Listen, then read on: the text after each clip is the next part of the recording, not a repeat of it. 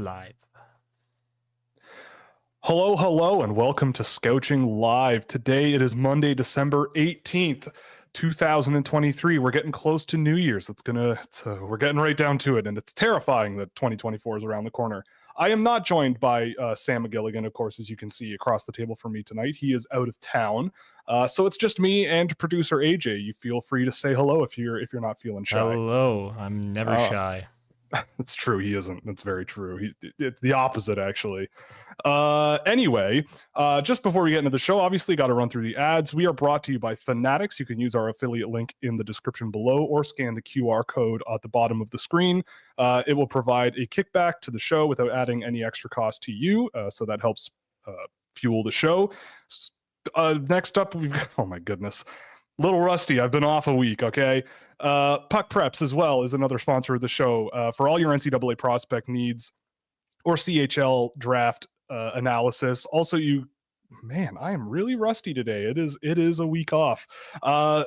You can get a subscription to Puck Preps at puckpreps.com, and you can get everything you could possibly need from any CHL draft prospect or NCAA prospect needs you might have. We're also brought to you by Fractal Hockey Consulting, the business that I have founded for hand-track targeted player analysis and recruitment packages dedicated to largely NCAA recruitment and European team recruitment. And of course, we're brought to you by Scouching.ca, the website that is fueling this whole enterprise. You can subscribe to Scouching.ca and get exclusive access to data tools that you won't find anywhere else, providing unparalleled insights into draft prospects, players making their mark in the NHL, and more. So we've got a great show, again, obviously today, even though Sam is not here. Love you, buddy. It's better without him anyways. Okay, I feel like today is going to be a bit of a good cop, bad cop show, judging by how AJ and I have been interacting over the last week and how this has been. But in any case, we're going to go over, obviously, the elephant in the room, Mr. DJ Smith being out in the Ottawa Senators, and we're going to talk a bit about the Ottawa Senators in general. Then we're going to move on to the Vancouver Canucks and what's going on with them and how their season has gone and taking a bit of a look into them. And then we're going to be diving into a team that not many people are really digging into a whole lot in the Winnipeg Jets and how they may be one of the better teams in the Central Division. And then we're going to talk about the St. Louis Blues, who, of course, fired Craig Berube. And then we're going to talk a bit about the Minnesota Wild since they made their coaching change. The flavor of the week seems to be coaching changes, and we're going to talk about them and how they've been since John Hines.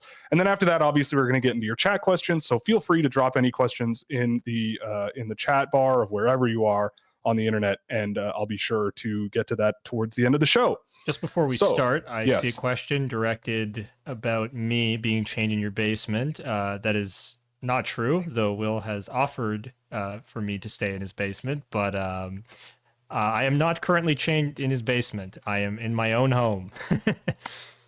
It's true, yeah. And I'm not telling him to say that. Like he's not chained up over there. Please help me. Please help me, God.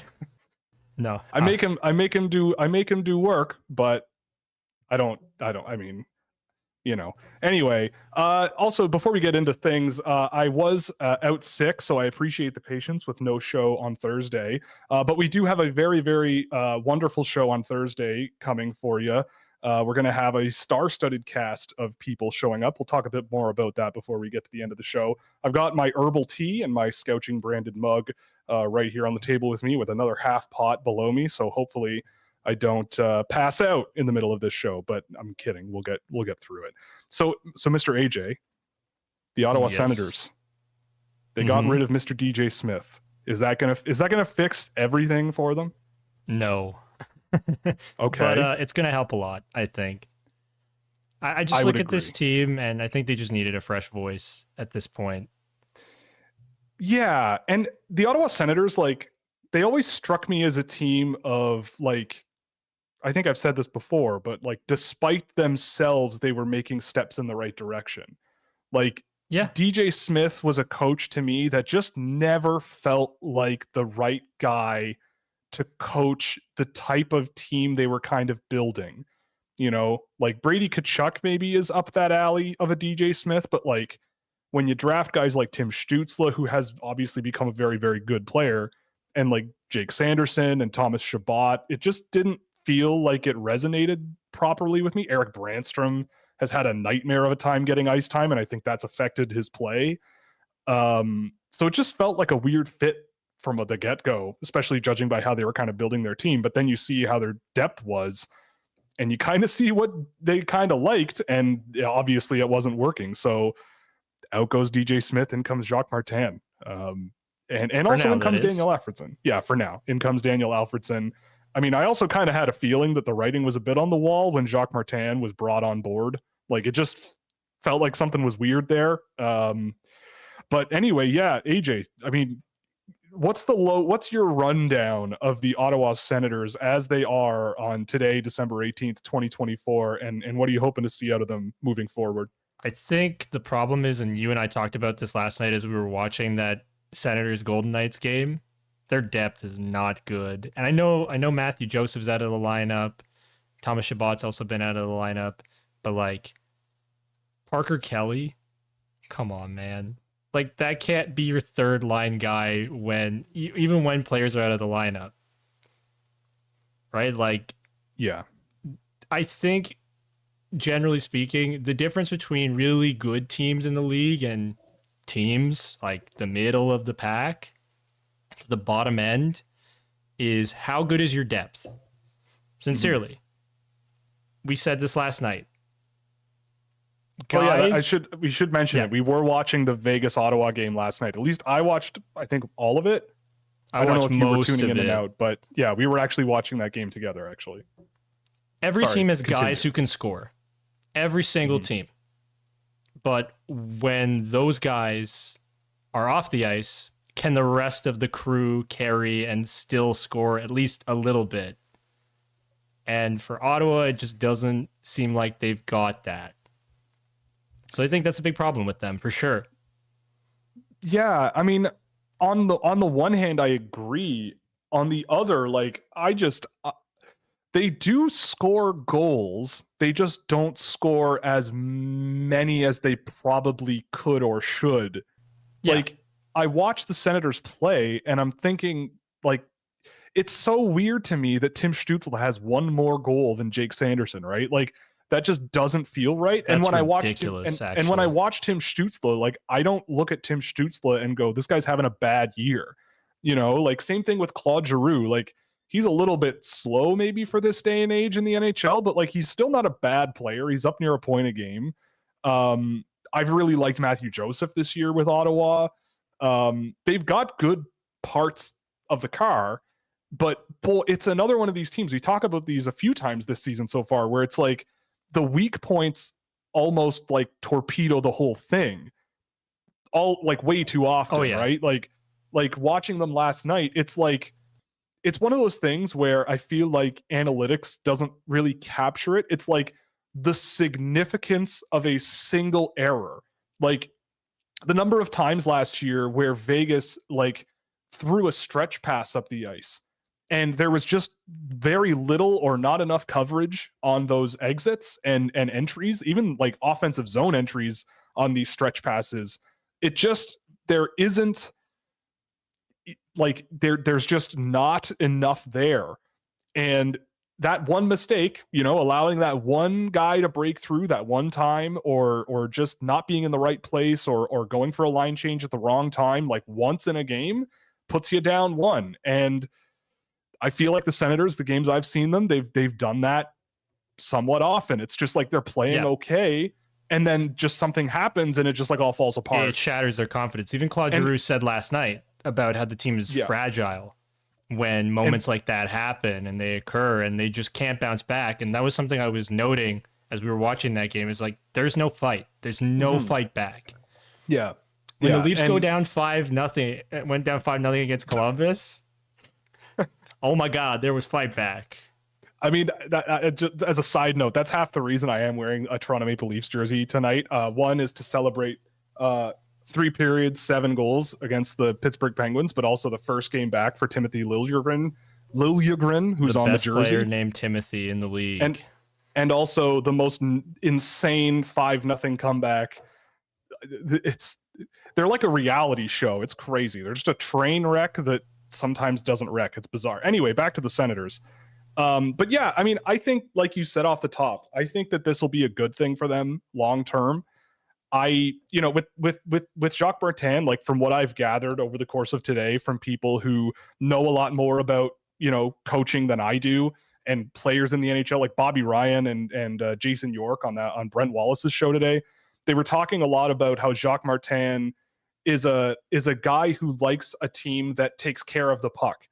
And so they were saying, it might mean that Ottawa is maybe taking fewer chances, or maybe they'll look like a more boring team, but it's more that they're just trying to shore up the stability of the group and become crisper.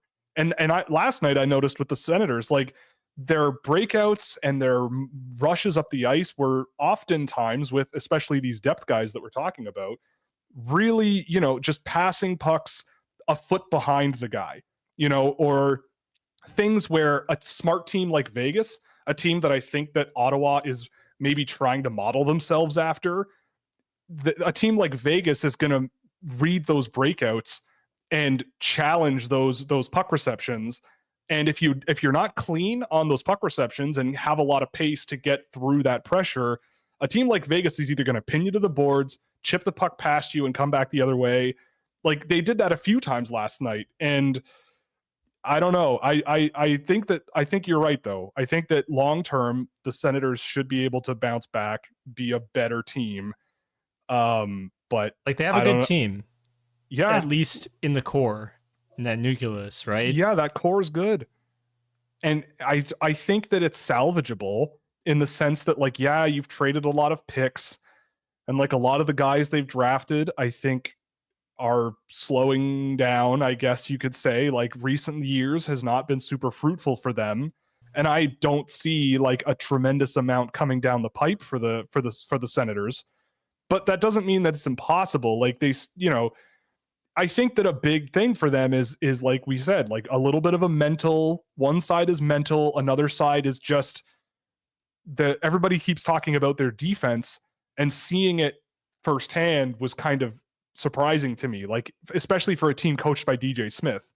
I don't know what the ethos is there with the Senators and like what they're trying to get into the heads of those players, because I don't know if it's just been years of trying to make Eric Brandstrom like a solid defensive player, and he just isn't. Like, right, I don't think he is, but it's like an inability to either live with that or move on from that. And I don't know who, like, I don't know. They're just a bizarre team, I guess is what I'm getting at. Kind of bewildering, because like I expected them to be like a bubble team like last year. And this year they have the same, what did you say? They have the same record? Same amount like of points. Almost the exact same record. Yeah. And that's after adding like Vladimir Tarasenko. It's bizarre. So to be fair, they did lose Alex DeBrincat, and yes. Shane Pinto hasn't played this year. And there are some things that we do have to take into account as to maybe why this team hasn't come together. But that's not going to make such a tremendous difference where they're going to be in a playoff spot based on the names I've said. At least I think. Because you brought in Vladimir Tarasenko. Dominic Kubalik also came in as part of the DeBrincat trade, right? I mean, he's not Alex DeBrincat, but he's fine. Yeah. Matthew Joseph has looked really good. Yep. Like they have good pieces. It's just, as you said, the bad players torpedo the team. And I hate to reference the Leafs again, but look at how bad they were with John Klingberg on the ice, and how bad they were when Ryan Reeves, David Kampf, and Noah Gregor as a unit played at the beginning of the season. Yeah, like it's like they have, in my view, after watching the Senators a bit over the last week, like they have some non-options, right? Like guys who, in the areas where Ottawa is weak, are really not really doing much. Guys like Travis Hamonic, I think, has not had a great year. Guys like Eric Brandstrom, I think, has just, like, you want to talk about a guy who just needs to go somewhere else and try it out. Like, I think he's a good case of that. Parker Kelly, like a guy you mentioned, Rourke Chartier, just guys who are there, but like, again, if you really zoom out, like, you're not getting much from these guys. And, Zach McEwen is another one. Mark Kastelik is another one. It's just, they're there to push guys around. And it just seems like there's more to the game than that. Like, it's a really interesting microcosm to me of like how people think about what your depth is supposed to do in an NHL game. And it's like, well, okay, but like, look at what Nick Roy was doing. Nick Waugh, I should say. Look what Nick Waugh did last night. That goal he scored was amazing. And I don't think he's like a top 6 guy for Vegas, if I'm not mistaken. I think he's more down the lineup, but that's a guy who sorry, but they just have a bunch of guys who jump in and out, who they can play up and down, right? Like William Karlsson, he's a really good matchup center that you can play on your third line, you can play on your second line. They would have played him on the first line had there not been Jack Eichel, at least ever since he's been traded. But like, he's a really useful player that they can just move up and down. Yeah. And you were even saying, like, what would a Parker Kelly be in Vegas? Oh, like, what would he be in that system? Yeah. A third liner on their AHL team is what I remember you saying. Yeah, something like that. Like, and it's true. Yeah. Like Zach McEwen. Like, what is Zach McEwen on the Toronto Maple Leafs? Right? Like, I mean, obviously, I'm wearing a Toronto Maple Leafs jersey, so it's, this is tenuous territory talking about the Ottawa Senators. But I mean, the Toronto Maple Leafs fans complain endlessly about their fourth line, and they haven't been great. John Klingberg was not good, but like, again, it's like you zoom out a little bit and look at the league as a whole. It's like, oh man, like there are some black holes on some teams here. And again, it's really, I don't know. It's going to be interesting. Again, like you and I both agree, the Ottawa Senators have a good group of players there. A good foundation to build on. There is something there. There's a nucleus, and they should be better. And generally, when that's the case, like they usually get better, right? Like you can usually identify it. And I think that a little bit more of an injection of fun and pressure and speed like could help this team, like and I think there are pieces there to make that work. So yeah, it was kind of a long time coming, I would think. But they, I mean, again, the thing with Ottawa, like they kind of have to get moving. Like if you really look at the ages of the guys on the team, like they've got to get moving. It's not horrible, Kachuk, but there should be a little more alarm bells going off for people than currently there are. Yeah. Like Jacob Chikrin was in the same draft as Austin Matthews, right? Like Brady Kachuk is turning 26, 25. And so that's not old, obviously, but in the I think he's a little younger than that, actually. Is he? I think so. I can't remember what year he was drafted in. He was 2018. Was he? I think so. He's 24.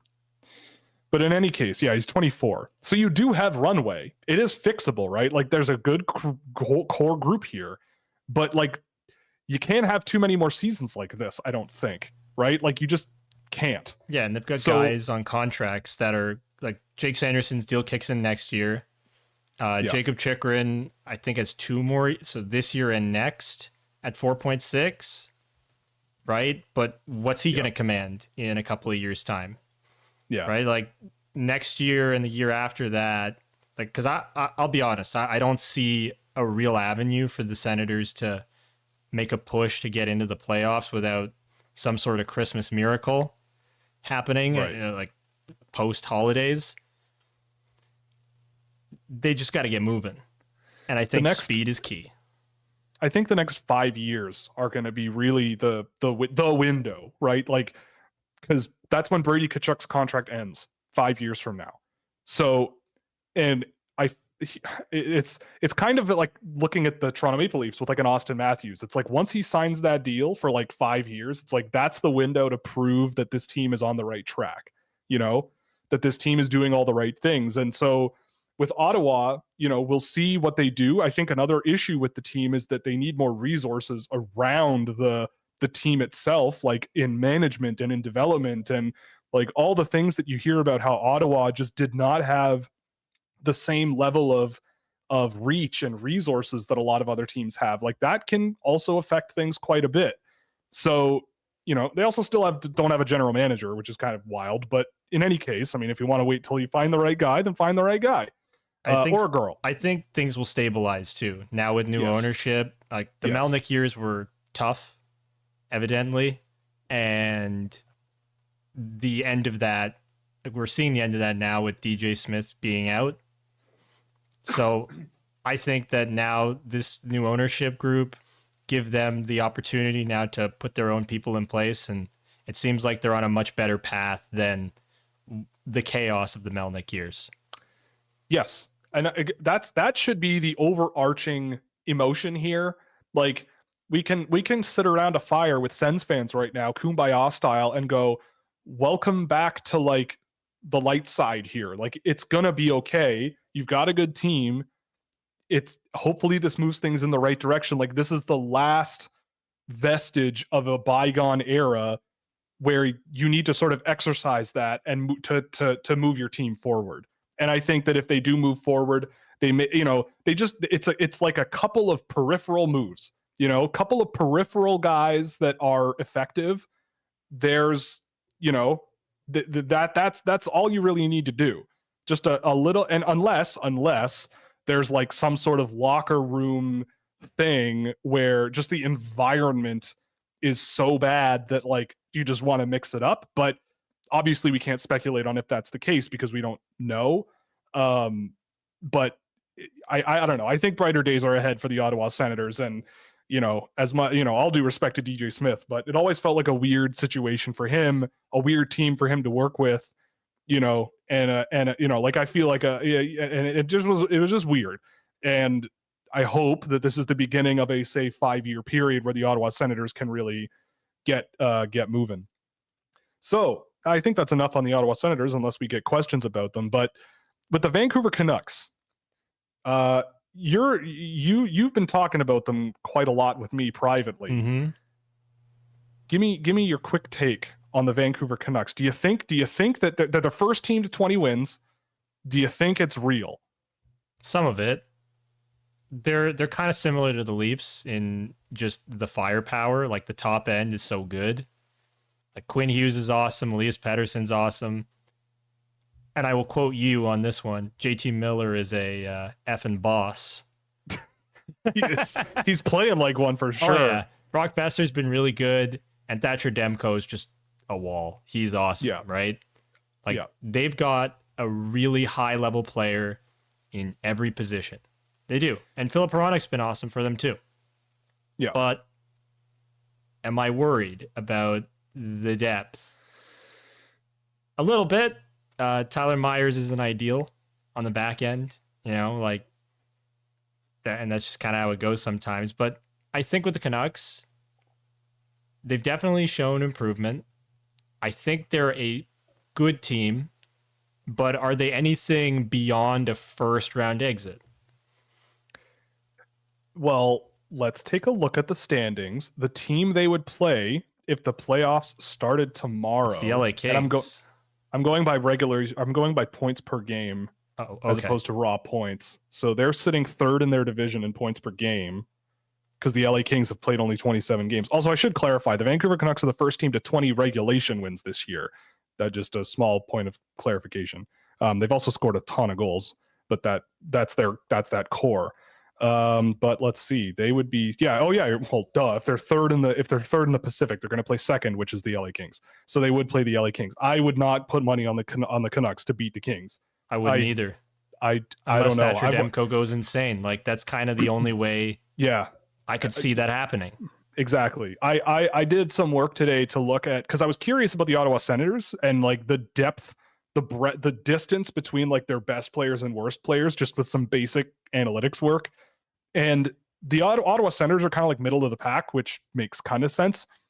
But the team that was sort of like the highest average expected goals percentage with the least distribute, like the the closest distribution of players around that average was the LA Kings. And like, it wasn't really close. Like that team has guys top to bottom that are just not allowing chances in their own end and creating chances in the offensive end, and they're winning games. So I get the feeling that that's a trend that will help in the playoffs, and they play a style of play where I think they could take a team like Vancouver, who has a lot of points too, and really push them. And like you said, I think Thatcher Demko, he's having a season that's like, I would argue almost impossible to sustain, but not impossible, but almost impossible. And you see some nights there are some cracks with them, but you can't deny that their top unit is absolutely out of control. And I've always been a really interested. I really liked Filip Hronek. I hadn't really seen much of him when he was draft eligible, but then I watched a bit of him in Detroit, and I went, "Oh, okay. Like I get it. This guy is the skating and the shot, and just the offensive tools that he has, really, really solid. And pairing him with Quinn Hughes, like they're just firing on every cylinder and then some. And honestly, like." I'm beyond that. I'm kind of amazed that there's like, I don't know how serious these talks are. Maybe you know better than me, but like there's chatter out there about Andrei Kuzmenko getting moved. And I think he's one of the most snake bitten players offensively in the league this year. If not, he's up there. The puck's just not going in. And I think it would be a real error to like give up on that, especially if you think you're a contending team that maybe needs help with their depth. But man, I do really like watching the Canucks play. I will say that too. They're a lot of fun. They're a scrappy, they've got that top unit, and then beyond that, they just give her. They're just they're a scrappy group. And then they added Nikita Zadorov, and he's always entertaining. For sure. Yeah, I mean, if you have anything to add, feel free. I mean, it's the fun Vancouver Canucks with JT Miller. It's funny that you mentioned Andrei Kuzmenko, because even at the beginning of the year, Connor Garland, like trying to move on from Connor Garland, I thought was a little weird. I think they picked their person in Anthony Beauvillier to actually move on from, and that was probably the right decision out of all the guys they were considering. Because like Connor Garland, I saw him pull off. I don't remember exactly what it was. Oh, you know what? It was he faked a slap pass, like he was gonna take a shot. Like he just completely looked at the net the entire time and then just slapped it the other way. And oh man, like Connor Garland's so much fun to watch. He's a dog. He just goes and he's great. Like those are the kind of players I like. So I think with Vancouver, they're just very similar to Toronto in a lot of ways. Yeah. But I would say their goaltending is better. Yes. But I don't necessarily know. Like I think I would take the Leafs like core as opposed to the Canucks, but like it's not a super far off thing, honestly. Like they're kind of just the Leafs of the West. the way JT Miller's been playing this year, it's like, I don't know. He's just, I don't know. There was that shift, right? Like that shift that he had that game that we were watching, like changed my life about him. Like I always knew he was solid, and I thought he was underperforming in Vancouver for a little while, but obviously not solid, in the solid whatever. I thought he was great, but like, and underperforming for a while with Vancouver. But I mean, geez, that was one of the more impressive shifts of hockey I've seen in a really long time. And it was both ends of the ice. Like it was off and on the puck. He was just fantastic.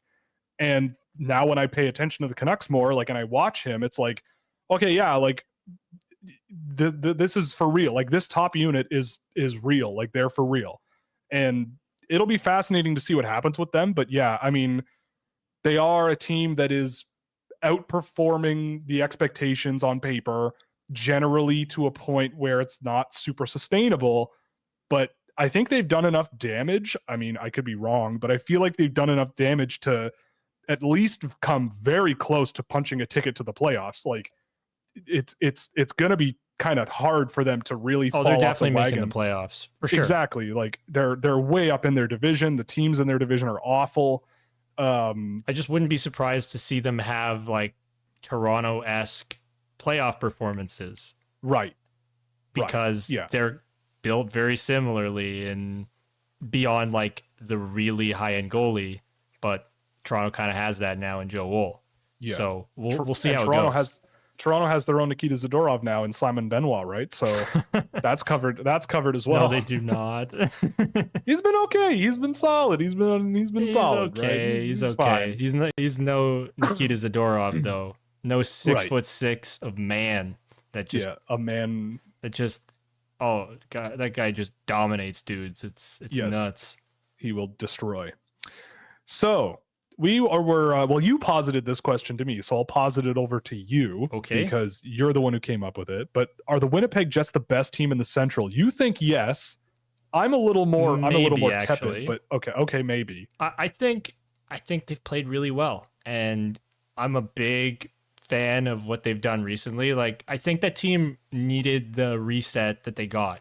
Paul Maurice needed to go, and I think he's done a good job with Florida, and we've seen that there was a lot of monotony in being there for like 11 years with that Winnipeg Jets team, to the point where it felt like the voices in that room, like the Blake Wheelers and the Paul Maurice is of that room, needed to go so that team could get a fresh start.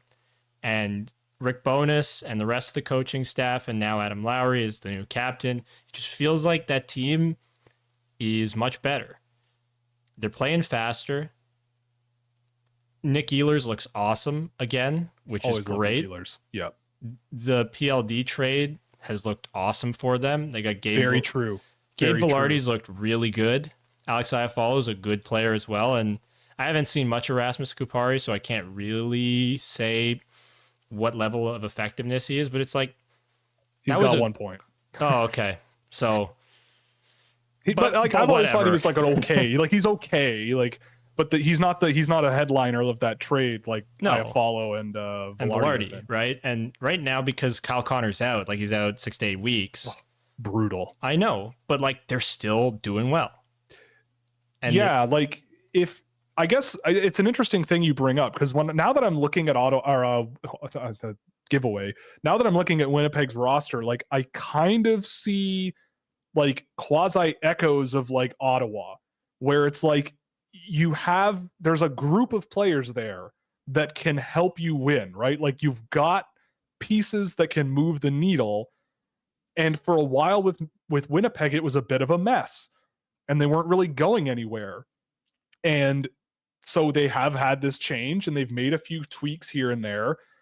And, they got rid of a guy who didn't really want to be there and replaced him with two guys who are awesome in Iafallo and Velarde. Like Gabe Velarde, I'm so thrilled that he is finding his footing. I hope he stays healthy, because I've always loved Gabe Velarde since he was in junior.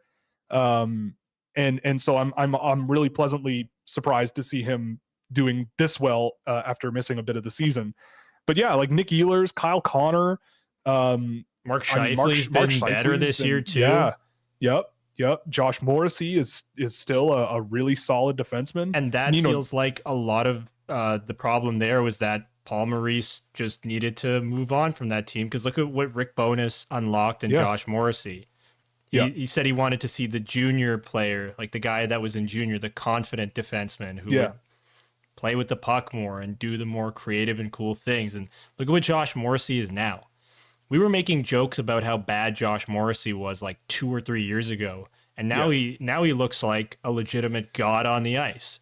Yeah. It goes back to like a thing we talk about often, both on the show and in private, where it's like the best coaches are the ones who know what they have in a player and know what the player does well. And instead of like forcing them into sort of a system that they have in their head, it's more like, how can I make something work for the players that I've got? And like Quinton Byfield, for example, not saying that the previous happened with, coaching and everything in LA, but he's really hit a stride this year because they found a role for him that really, really works for his skill set. And he's working with players that it really, really works with. And I think that that's a lot of what sort of coaching is about, and motivating your players. It's not, it's not trying to fill the gaps in their game so much. It's like understanding what they can bring to the table and encouraging them to do all of those things. And I think what you're saying is like the same with Josh Morrissey, where things have sort of turned a corner for him, and he's been very, very good this year. And yeah, they've got a really deep forward group for sure. Even a guy like Vladislav Nemesnikov, solid. He's got about a 40-50 point season on the run here. Maybe defense, they've got a few pieces they could, maybe move around and make an addition or two to maybe bolster themselves for the playoffs and make the load a little easier on Connor Hellebuck, because again, he's another one really standing on his head. Oh, he's been great, like always. That guy just faces tons of shots every single year, dude, and just handles them like a true pro. And I just, can we just say, like, if I want to see the Winnipeg Jets go on a deep run, one, just because I feel like their home arena would be crazy, but like, I think Connor Hellebuck has been through like enough. He's been there for so long and he's done so much for them that like at least Henrik Lundqvist like went to a Stanley Cup final and he like went deep quite a few times with the Rangers while being peppered with shots many years in a row. Connor Hellebuck just is on a team that sometimes makes the playoffs, but doesn't really always sort of make a big noise in the playoffs. And even just for his personal sake, Mark Scheifele can be part of that party too, right? Like guys who have been there forever and have been, Mark Scheifele's been there since day one, and he's their first draft pick. As the Winnipeg Jets, as Team NHL. Yes, as Team NHL. They announced that they were the Winnipeg Jets right before they made that pick. Like that's how long he's been a Winnipeg Jet, basically the beginning. Yeah, and and I'm also just a big fan of small town, passionate hockey fan bases getting it, going out and getting it and having a good time. And so hopefully this is going to be a good year for Winnipeg and they keep it up for sure. But unfortunately losing Kyle Connor really, really, really sucks. But hey, he'll be back. Yes, that's true. He will be back, but I just love him a lot. I really like Kyle Connor. Always have, and makes me sad that he's hurt. So on the coaches getting fired train from the Ottawa Senators, we're going to go south of the border and take a look at the St. Louis Blues. So the St. Louis Blues have fired Craig Berube and they replaced him with Drew Bannister, former Canadian World Junior Gold medalist, as I found out right before the show. Mr. AJ, producer AJ, the St. Louis Blues, man. There's been drama. Where do you stand with the St. Louis Blues? Who the question on everybody's lips is who's at fault? Whose fault is all of this? And you're the ultimate authority, so whose fault is it? Oh, I like being the ultimate authority. But it's a GM, I think, personally. Just like you can't I looked at that team when they let go of Alex Pietrangelo, right? Back in, I can't remember the offseason, but I think it was a year or two after they'd won the cup. It might have been the year after. And what have they replaced him with? And I think that's been a massive problem with the St. Louis Blues. Nick Leddy and Colton Parayko are their top pair. And I think that just says it all. It's not good enough. It's not good enough defensively. They have a really cool top line in Pavel Buchnevich, Robert Thomas, and Jordan Kyrou. Those guys are sick. They are so much fun to watch. I watched a bit of Jordan Kyrou before the stream, and he's awesome. Like, he goes fast, and you know me, that's what I like. Guys who just go fast and skill it up. Yep. But the rest of that team just leaves a lot to be desired. Like, I know they brought in Kevin Hayes, and he's fine.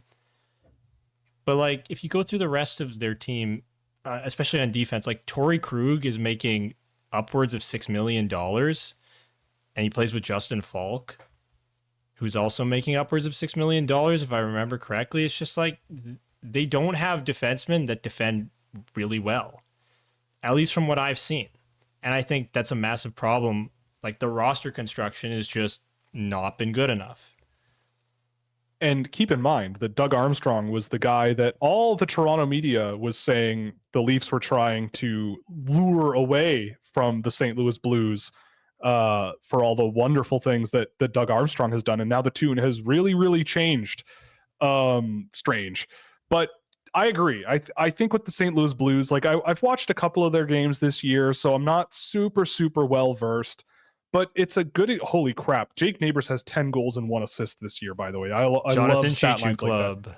Yeah, I love it. I'm a Jake Neighbors fan, by the way. That's just really funny. But yeah, I mean, it's a good example of like a collection of moves that are, at the time, maybe you go, okay, maybe I see where you're going, but still pretty questionable, right? Like Pietrangelo leaves, and instead you have Justin Falk and Torrey Krug. Those are 2 contracts that were signed. I think both were after Pietrangelo left. I could be wrong, but I think they were at least Krug they was started definitely in the same after. Season. They signed Falk before they even talked to Pietrangelo. That's it. Yeah. So Falk, I remember thinking at the time that was the weird player to pick to extend first when you've got Pietrangelo and he's going to be more expensive.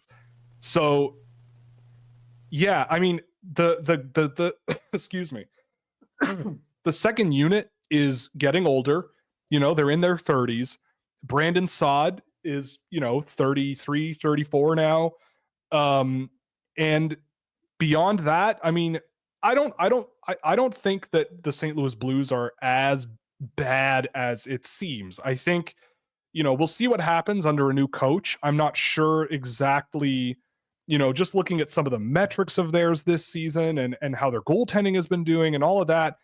I wasn't 100% sure exactly why Craig Berube was fired.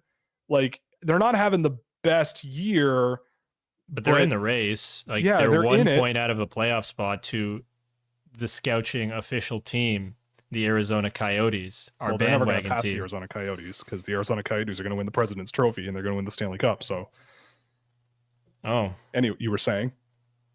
No, that was all. I'm just more they're stunned not by out what of you it. said. I mean, yeah, they're on pace for like a not great year, but I don't know, maybe Berube just like lost the room, like the prototypical thing, right? And again, I think it is similar to like, and again, this also happened with the Tampa Bay Lightning when they won the Cup. I remember halfway through the year, they were bad and everybody was panicking, and then they went on a run and won the Stanley Cup. So it's not out of the realm of possibility that they'll figure it out and a new coach maybe brings in a vibe that they need. But it's, yeah, I mean, like, again, it comes down to your depth a lot of the time. Like, your top unit, they got guys who can score. They got guys that can skate with the best of them, skill it up with the best of them. But I don't know. I feel like this is a team like Ottawa, though, where, again, like, the change, hopefully, will push things in the right direction, because this team probably should be, I wouldn't say comfortably in a playoff spot when you've got Dallas and Colorado and, like we just were talking about, the Winnipeg Jets in your division. And the Arizona Coyotes. President's Trophy Stanley Cup champion Arizona Coyotes. When you have those guys in the division, like, obviously you can't just say, well, yeah, I think they're better than all of those teams, but they should be like competitive. And so I'm hoping that between now and the end of the year, it seems like people love Craig Berube, so maybe he's not out of a job very long. Maybe he'll be Ottawa's new coach after a little while. But in any case, the St. Louis Blues are a fascinating team, and we'll see how the change does for them. But I'll have to. They're definitely going to be a team that I'll be watching a little bit more than I have over the course of this season, going in, well, I guess after the World Juniors, because that's going to be my life for the next couple of weeks. What else do we have on the docket here, Mr. Producer AJ? I believe it's the Minnesota Wild. The John Hines Minnesota Wild. Right. That's them now. They're the John Hines Minnesota Wild. It's like he's a brand. Yes. That's it. One of our fans, David Phillips, has coined it. The 7-2 John Hines Minnesota Wild. Is that going to change as the season goes? Are they going to be like the 19-6-3 under John Hines Minnesota Wild? If they do well, I presume yes. Okay. So only if they do well. I got it. That's my kind of logic. I love it. Yes. So, I mean, as you can probably imagine, judging by the reverse retro from when Marco Rossi was sick. I'm a Minnesota Wild guy. I like the Minnesota Wild. I've been a fan of theirs in a way for quite a while. And since they got rid of Dean Evison on November 28th, they are indeed 7-2 under John Hines, which is quite impressive. From the research that I found, I don't think a whole lot has really changed. It's like when they got rid of it's like when the Edmonton Oilers got rid of Jay Woodcroft and they started winning immediately a little bit, and it was like, well, now the goaltender is saving the puck. And in Minnesota, both Philip of those Gustafson, cases, yes. yeah, yes, and I think that's kind of been what's happening in Minnesota. But I mean, I look at the Minnesota Wild and I think they're a team that is looking okay. I think they've got enough there to, again, it's tough because the 2 wild card spots in their division, like, they're not out of it. They're 4 points back of the Arizona Coyotes. They're 8 points back of the Nashville Predators. And those are the 2 wild card teams in the West. So they've got some ground to make up if they want to challenge to be like solidly in the wild card discussion. But I think it's possible with this team, and you can feel free to disagree with me. What? But what, that they'll make the playoffs? Like that they can turn this around and like become sort of, because like when you look at how this team is built, like they've got guys where it's like, yeah, they want to be a playoff team and they want guys who can throw things around in the playoffs. I think, like, we also have to consider that Edmonton is also out of a playoff spot right now, right? And also true. Do we think that the Edmonton Oilers are actually going to miss the playoffs? I think the answer is no. So I would say there's really one wild card spot up for grabs. And it's like, are they better than the Nashville Predators, Arizona Coyotes, and St. Louis Blues? Do they have a goalie who's saving pucks? That's my answer to that. They do. They do right now. But I mean, like, long term. I think Philip Gustafson's a good goalie. Yeah, he showed it sure. last year, and he's showing it again now. It's just, is this iteration going to be enough to make the playoffs? Like, they're the team currently with the longest first round drought. And I say that very happily because it's no longer my favorite team. Like, getting out of the first round, that is. Just to clarify. Because my team did it last year. Woohoo, go Leafs, go. But by the skin of their teeth, but they did it. all the comeback wins, baby. But I just don't know. Like, I don't think they're better than all 4 of those teams. And we can even throw the Edmonton Oilers into that mix. So between those 5 teams, as like the legitimate teams to be in the wild card race, I don't think they're better than 2 of them. Or sorry, better than 3 of them.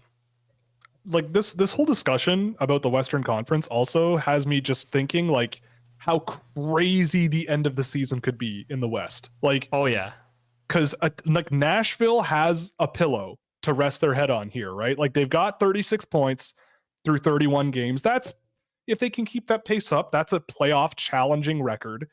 I think you and I both expect that St. Louis will probably, hopefully, get better. Edmonton has to be better. Like, just that there's no other option.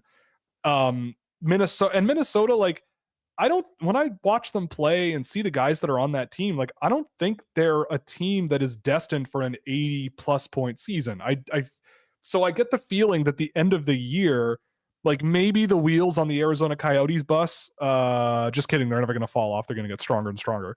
But like, maybe there's a chance, there's a possibility. I can't dismiss the chance that the Arizona Coyotes don't win the President's Trophy and maybe miss the playoffs. And if that's the case, then, but I don't think it'll be like a blowout. It'll be like, and I always love when the NHL season playoff race sort of comes down to 2 games at the end of the year or something, 3 games. Like, the way the next 3 games go is like, we're life or death mode. And so I get the feeling in the West this year, like, that's gonna be a thing, because there's also a lot of just good teams in the West. Like, Colorado's a good team, Dallas, Vegas, LA, the Vancouver Canucks, if they keep it up. Like, that's a lot of good teams. So we'll see what happens. I mean, I think are Minnesota, like if you put Minnesota in a 7-game series against the Edmonton Oilers right now, do the Minnesota Wild beat the Edmonton Oilers? No, probably not. I would think probably not. But I mean, I feel like they could grind a few out. They've got Brock Faber, who's having a phenomenal year, so that's a plus. That's a plus. And they're also like they're $14 million shorthanded, right? Like that's something else that we have to factor in here. Like this is a team that is paying. Willingly. Yeah. Well, they're dealing with the repercussions of buying out Ryan Suter and Zach Parise, 2 deals that were absurd. I don't even like. I was probably I might have just turned 11 or 12 when those deals happened. I might have even been younger. God. Yeah, and they're crazy deals. By the way, half the discussions that AJ and I have privately are basically around how he's 10 years younger than me. Yes. That's generally our discussion topics. And like, I love, one thing I love talking to you about, and this is a total aside, one thing I love talking to you about is trying to get you to understand. And I swear to God, I will never, ever, ever believe that you understand, but like what the world was like before the internet. Like I grew up with it, Will. Yeah. I was 2 years old using the internet. I remember the day, like the moment that I looked at my computer's little Wi-Fi symbol for the first time, and it said, like, I think it was like 100. It was, I forget what speed it was down, but it was light years faster than the dial-up that I had. Like, you never experienced dial-up internet. No, I didn't. I remember looking at it when I was like 6 and be like, what is dial-up? What is this? Dude, I had no idea. It was the worst. It was the worst. Oh, I believe it. It was so bad. So that's basically where we're at. Like a brief aside, but like I continuously try to preach just how crazy different the world was, and I just trust that you'll never ever understand because you weren't alive at all, and that blows my mind. I won't understand. I never will. Like, God, just insane. Well, I mean, unless there's anything else you'd like to add about the Minnesota Wild, I feel like we can move on to chat questions for the night. We love Marco Rossi. Oh yeah, how did we not talk about Marco Rossi at all? That's a guy who's having a pretty solid year. You know, he's on pace for like a 30-goal year. That's like not bad, or not, maybe not 30, but he's going to push 30. I think maybe he goes on a heater, but you know, and he's a guy who historically is a guy who doesn't score more than he assists. So to me, that means that there's room for improvement there with him, and there's room for something a little better. But I will admit that when I've watched Marco Rossi this year, and you can correct me if I'm wrong, AJ, but it feels like Marco Rossi has found his niche, more of an off-puck guy, a forechecker, you know, that high-intensity guy, and in the offensive zone, finding pockets of space, skating into them, you know, and he's got a really, really great shot to finish with. So, I mean, maybe that's his niche in the NHL for now, and it works, but knowing what I've known about him for the last few years as a hockey player, I feel like there's more there, and I hope that over time they, I guess, give him a little bit more of a leash to try stuff, especially if the season kind of falls out of control. I think this team is going to get better with time. They just got to get through the brunt of this cap hell that they're in, and with the guys they have coming up, like Liam Ugrin, now Brock Faber's in the league, and he's looking good. Marco Rossi looks good. Marat, your boy, Mr. Marat Kuznetsov. Like, there's a jersey I need to get. Yes, that's a team I think is going to be fun. Yeah, I think they're going to be really fun in the future. But for now, if they are a playoff team, they're barely a playoff team, and I don't expect a whole lot. Right. Yeah, I think you're also kind of touched on something there where it's like, yeah, like Minnesota has also, like, they've got Brock Faber, they've got Marco Rossi, obviously, they've got Matthew Boldy, and those are 3 guys on the team established. He's awesome. And these are guys they don't even have on the roster yet. They've got Riley Heidt, who's having a fantastic year in the WHL. Danila Yurov, who's having a great year in the KHL, just a rock solid all around hockey player. They've got Jesper Wallstedt in the minors, who's just waiting for a job. They've got Liam Ogren, who's been hurt most of the year, but he is also like up that Marco Rossi alley of just a dog. Say what you will about Charlie Stramel, but I think there is a job for him in the future in the NHL as like a good forechecking physical guy who can, move bodies, and that's a plus.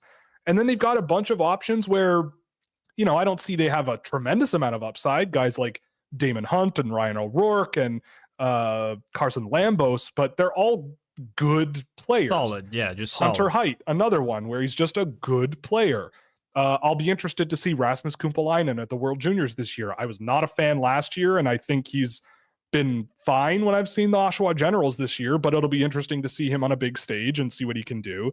But like, they're all solid players, and so I'm hopeful about the Minnesota Wild moving forward. And yeah, even if this isn't the year, if I'm a Wild fan, I'm probably not completely in despair about the future of my organization. Like you said, ride out that cap situation and play with the money afterwards. Yeah, and I think they'll be fine. Truly, yeah. They'll be more than fine in like 3 years. Yeah. So let's move over to chat questions. I have them in front of me. The first one is, well, obviously 7-2 John Hines era David Phillips stating that the Minnesota Wild are 7-2 in the John Hines era. So hopefully we covered that enough for you, even though that wasn't formatted as a question.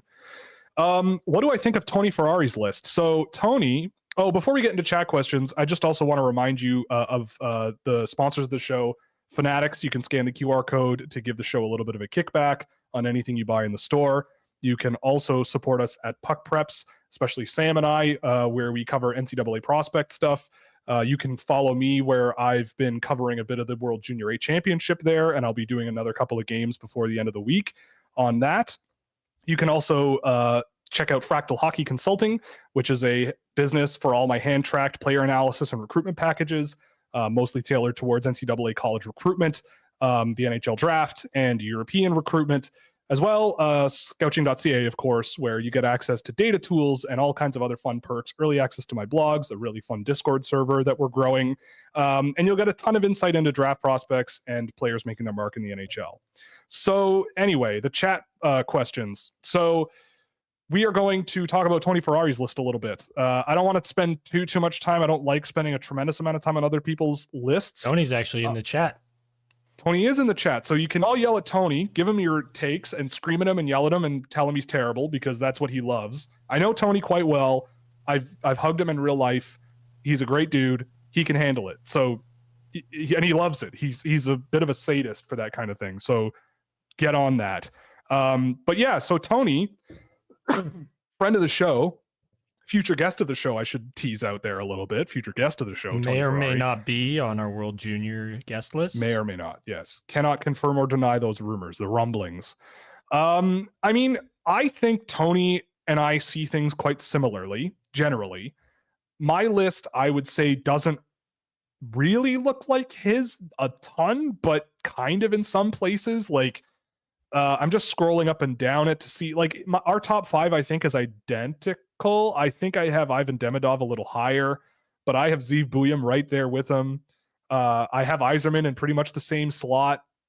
I think I have Juracek a little lower. Greentree I have lower. I love Luke Misa's game for sure quite a lot. TJ Ginla I also have pretty high. I don't have Konsta Helenius that high. The two guys from Nizhny Novgorod I have back-to-back as well for different reasons. Basha with Medicine Hat I've really liked this year, but I think I have him in that range or so. Alphonse Frey as well, a guy who had a great performance at the World Junior A just now. That, well, Sweden was bad, but I thought Alphonse Frey played pretty well. But yeah, I mean, generally looking up and down, I think I like Trevor Connolly a little more. I'm equally pessimistic, well, not pessimistic, but questioning of guys like Levshinov and Parekh. Thomas Galvis, I like the idea. I like the game that he brings to the table, but there are some weak points that I think would definitely get exposed at higher levels that maybe make Galvis a guy that I might bet on if he's there in later in like the mid rounds, and I feel like he could be, just because he's not big and not a great defender. And I think, he's a good rush defender, but not a great, NHL man defender, I guess is what I'm getting at. I'm really thrilled that he finally listened to my propaganda about Swiss defenseman Daniil Ustinkov, which is one of the best names in the entire draft, but just a really, really solid and effective defenseman that I've really, really liked.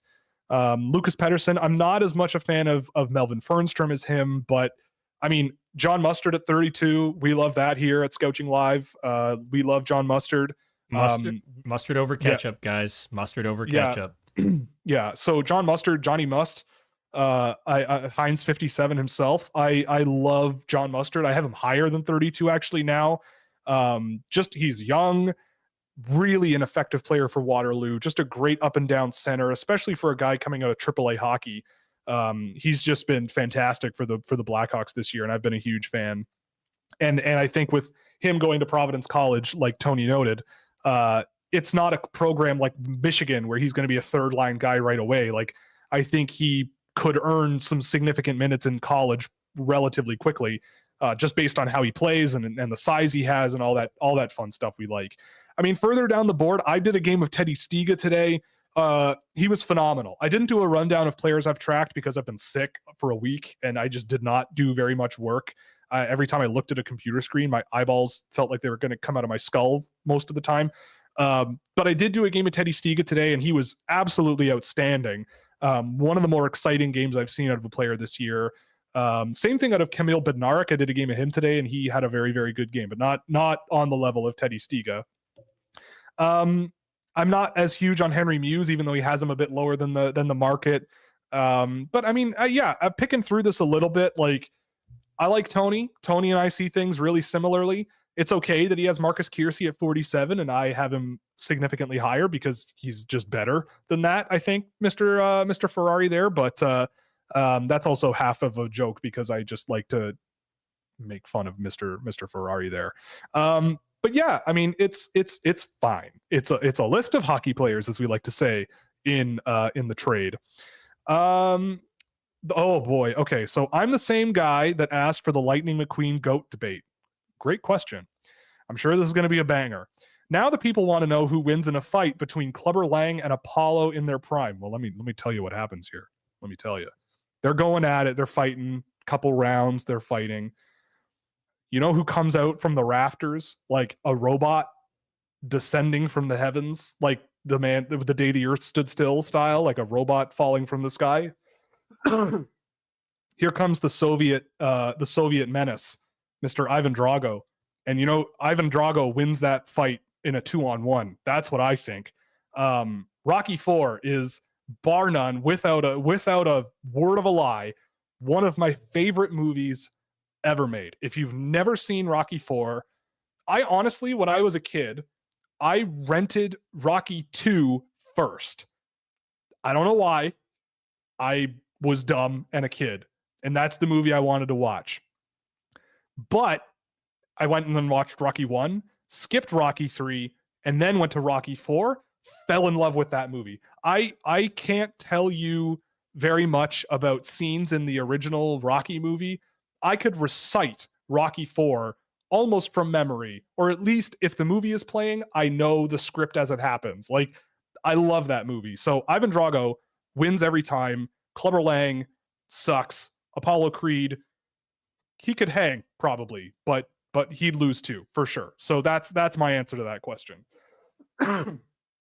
You're the general manager of the Sharks, and you're tasked with recreating to the best of your ability Will Smith's line at Boston College, using the 2 picks that you have this year in the first round. Who are you taking to be that Perot and Leonard? I think and Leonard, yes, yeah, that's probably the word that was meant to be there.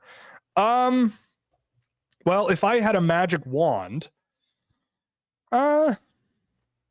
isn't Quentin Musty just fine instead of Ryan Leonard? Quentin Musty's already there. Like, he could be a good option right there, but it almost feels like you could just throw in William Eklund and Quentin Musty and call it a day. See how it goes. That sounds fun.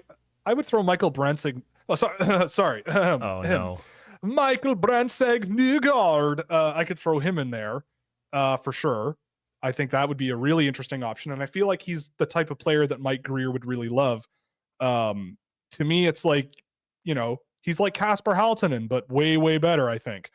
And then on as well, like that kind of covers the power forward forecheck role that I think Will Smith will desperately need.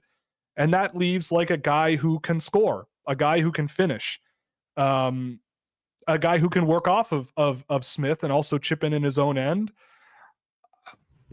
Jeez, TJ Ginla comes to mind. You may be able to get him a little later, maybe. Trevor Connolly maybe comes to mind. Guys like that maybe scratch that itch.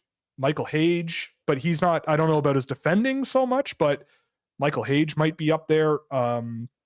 If you don't want Michael Brandseg Newgard, you could go for a guy like Emil Hemming, but that might be a little later in the draft. So some semblance of those, but I would definitely throw Michael Brandseg Newgard in there for sure. If you want sort of that foil for a guy like Will Smith. I'm a Flyers fan. Can I get your unfiltered bonk thoughts? So yeah, bonk. Well, I mean, I got bonked quite a bit last season watching him play. I tracked quite a few games of him.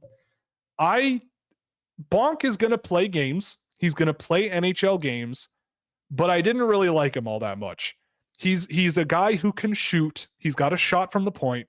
He is not the best on his feet, I would say, skating wise, especially with the puck on his stick. His decision making is, I'd say, a bit of a hit and miss. And the thing about Oliver Bonk, and this may be a weakness of mine, right? Like, I'll just acknowledge a bias of mine or an issue of mine with players. But when I see a guy who really, really, really tries to be physical, like Oliver Bonk is a guy who will try to use your spine as a washboard with his hockey stick, but he'll lose that battle, right? Like you can cross-check a guy in the coccyx like 3 times, but if they get away from you with the puck, then what's the point? And I feel like I saw a lot of that out of Oliver Bonk, and I think teams and NHL people kind of get carried away seeing the cross checks in the coccyx and go, that's what we need in front of the net, which is true, right? Like, and that's where I think he's going to play games. Like, I think that's what's going to be the thing that leads him to playing games with the Flyers or with whoever it is. But I don't know, like, it's just not my cup of tea. Get it? Because there's tea on anyway. It's just not my cup of tea. And honestly, like, I get why he was drafted there. I think other than I even including Bonk in their draft class, I think the Flyers had one of the best, if not the best, draft classes relative for their picks of any team last year. Even setting aside Matvei Michkov, like that, whatever. But I really, really liked their draft. And while I wasn't a huge fan of Bonk, I think Bonk he's going to be a decent addition to the Flyers. What is a Beckett Seneke and what could he project to as a pro? I'm still trying to figure him out. I can't really give you a good answer. I have tracked 2 games of him and I'm not sure what he did in either of them. He's not super high on my board. I think I have like 2 clips pulled from both of those games that I found super notable. There's a pretty good release on him. He's, I think, a pretty smart player with regards to his offensive positioning and just finding pockets of space and everything. He had a couple of really nice pass receptions that were kind of awkward looking, but not negative towards him. Like they required some skill to sort of get under control and get moving, and he did pretty well doing that. I just, other than that, I need to see more of Seneke before I really sort of know. Like, he's a guy in my second round, mostly because I don't really know what else to do with him. Columbus's young players. Oh, AJ, you can help with this one because you love Columbus. Yes, young players do. seem to be legitimately carrying the team to whatever small success they've had. Is this a real foundation to move forward on? Yes. I'll let you take it because I need to give my voice a rest for a minute. I think so. I love Adam Fantilli. I don't think that's a secret. I just absolutely adore him. He goes fast and he plays AJ hockey. Like, he's just very smart. He can shoot. He's a guy who can carry the puck really well. And he defends well too. It's like when the Leafs played the Blue Jackets, there were times where he was matching up against Austin Matthews and doing a really good job at stripping him of the puck. And that is not an easy task to do for a 19-year-old. Like, that's pretty insane to be able to come away with puck possession more than once. Like, he did it 4 or 5 times, even in the first period where he would strip Austin Matthews of the puck. Like, he looked really good in that game. I don't think he scored any points, but like, he looked like one of their better players for sure in that game. And Kent Johnson's a lot of fun. We saw what he did against the Leafs as well. Dude, that primary assist he had on that goal was so disgusting. It was gross. The read he made to cut that puck off and throw it out in front immediately was just unbelievable. Like, just such a great read. Like, I have all the hope in the world for a guy like that. And I think based on the question, I think the answer is yes. And I think it just goes to show that if their big names were as intense and as there, then Columbus probably would be doing significantly better than what they're doing now. So for sure. I don't know what that means. I don't know what that means for the team long term, but the future of the Columbus Blue Jackets is, I don't think it's in any doubt that they have a very promising group of prospects in their pool. Gavin Brandley's a part of that group. William Whitelaw's a part of that group. Jordan Dumais, future Hart Trophy winner Jordan Dumais, is part of that group. You can kick tires on that one. Hey, Jordan Dumais is fine. He's fine. Anyway, we don't need to talk about that. But they look good. They're a good-looking team for the future. And I mean, they might be underperforming, but the young players, I think, are certainly not underperforming for sure. Thoughts on Sawyer Mineo and what has changed this year, as some mocks had him going undrafted. I'm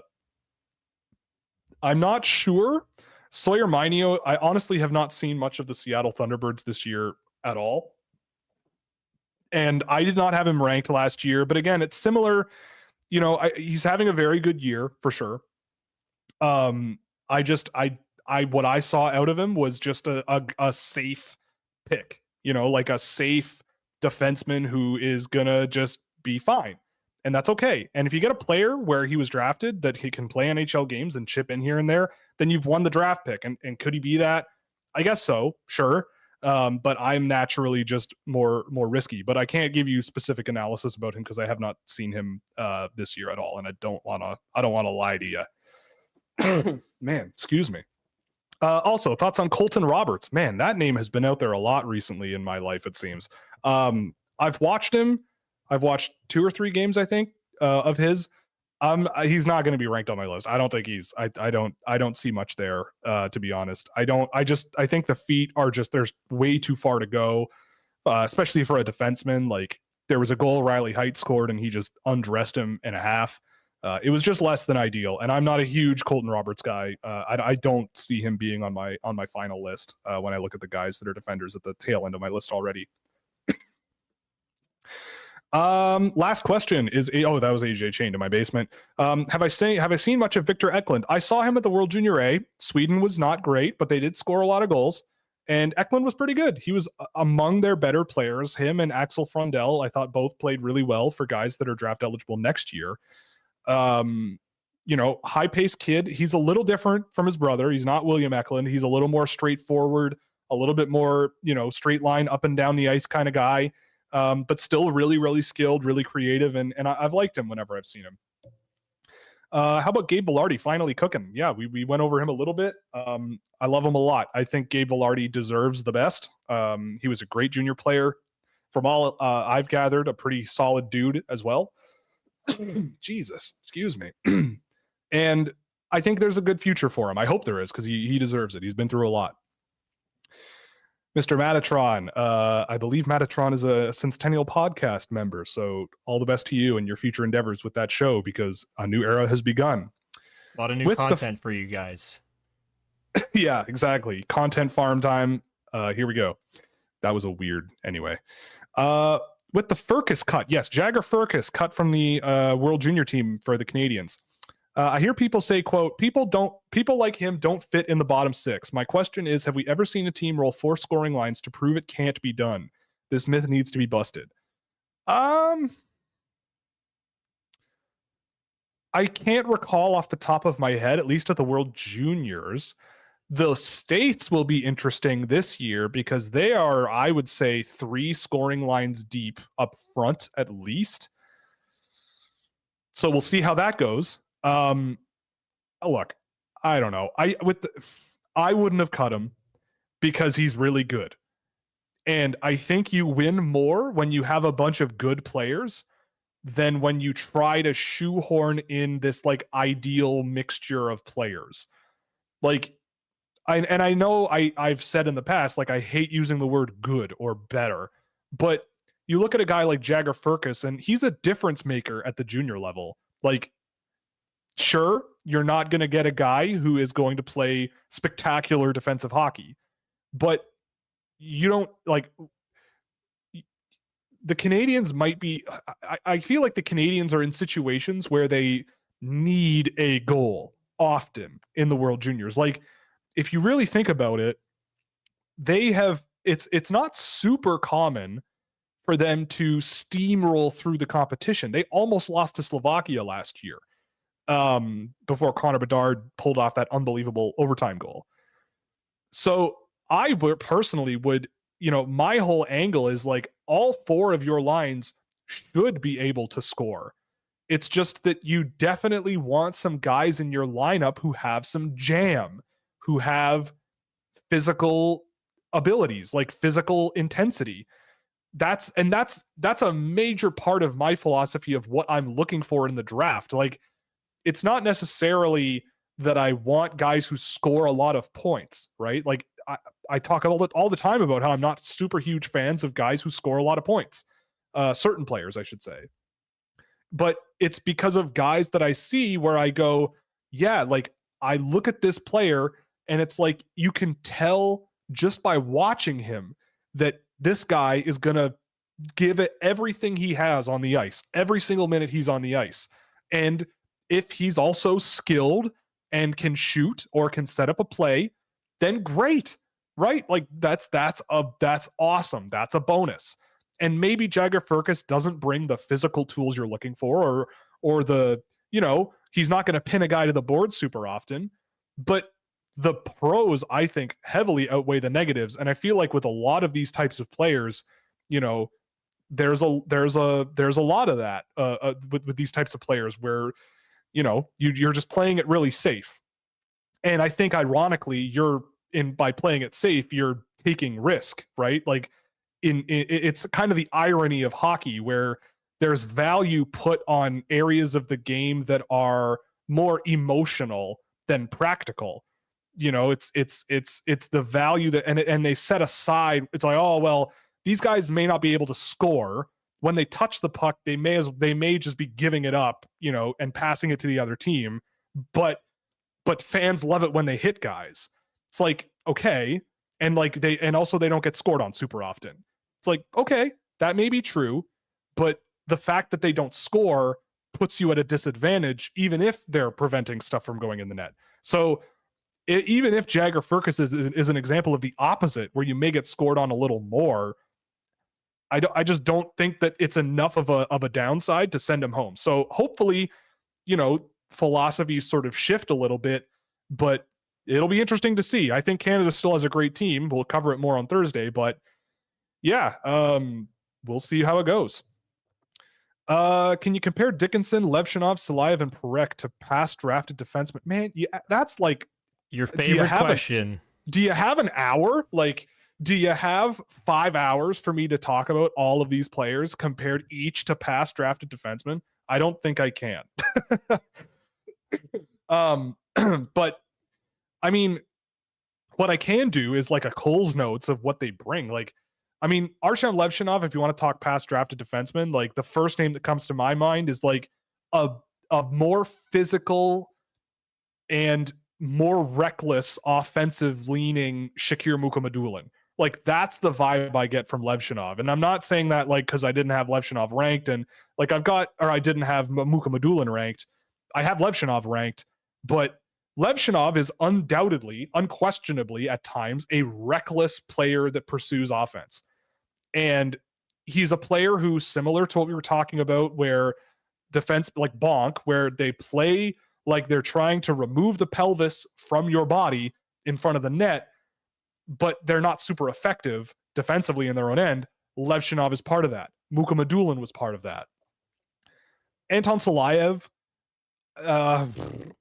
I've never seen a player like Salayev before in my life, where it's literally he's super tall and just skates really well. And the rest, you just pray to God that he gets a lot better and grows into his body, right? Like, and I'm not a fan of situations where there's no, especially if you're talking like top 5. I've seen him in the top 5 in places, and I just think that is like you're putting so much faith in so many areas of his game to really improve and then translate to the NHL. I know he scores points, I get it, but you just watch a couple of games of him and you see the giveaways, you see the lapses in vision, you see the losing battles defensively, you see a bunch of things where you're going, if this guy were 6'2", I feel like not that many people would be paying attention. Or if he wasn't playing on the power play with Nizhny Novgorod and not scoring on the power play, I think people would not be paying as much attention to him. But I think he's a reasonable bet in the first round. I don't know who else he reminds me of. Parekh, I think we talked about this last week a bit. Kind of that vibe that from when I retrospectively look, he reminds me of these other defensemen who score a lot of points in junior and aren't really known for their defense. Guys like Ryan Merkley, guys like Jake Bean, guys like Adam Boqvist. I feel like he's up that alley, right? And if you want that, great. I have him around 20 just because I've learned to go, you know what? There's pros and cons to it. And with him, the cons are pretty there. But that can easily change by the end of the year. Dickinson, I think, is just your prototypical solid all-around defenseman. Skilled, mobile, fluid, physical, can play defense, can rush the puck. His passing is not great most of the time, a lot of the time. But, when he's really moving and when he's really shaking and really, really moving the puck himself, he can be great.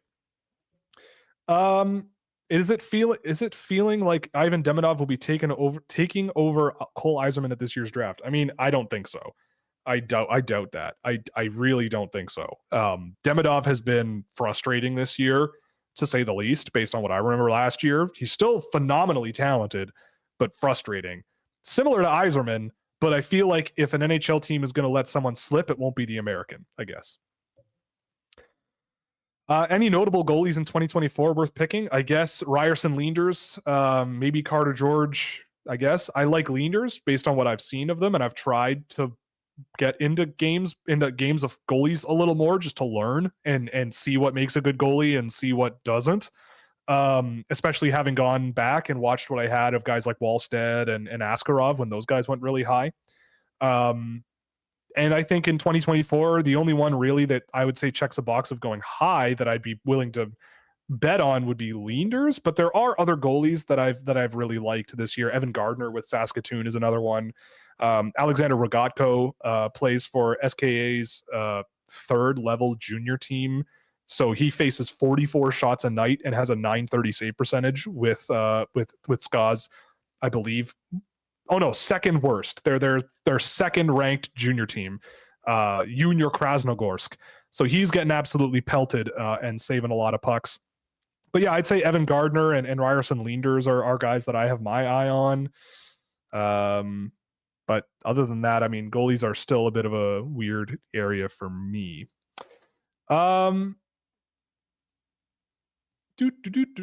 Where exactly is the giant portrait of Rick Vive?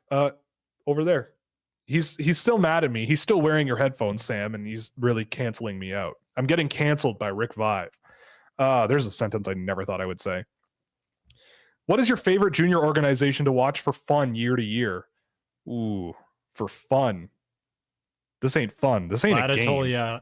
Lada. Lada Togliatti, yeah, because they're sponsored by Lada. Yes. I'm gonna take a second because I've also been talking a lot. It's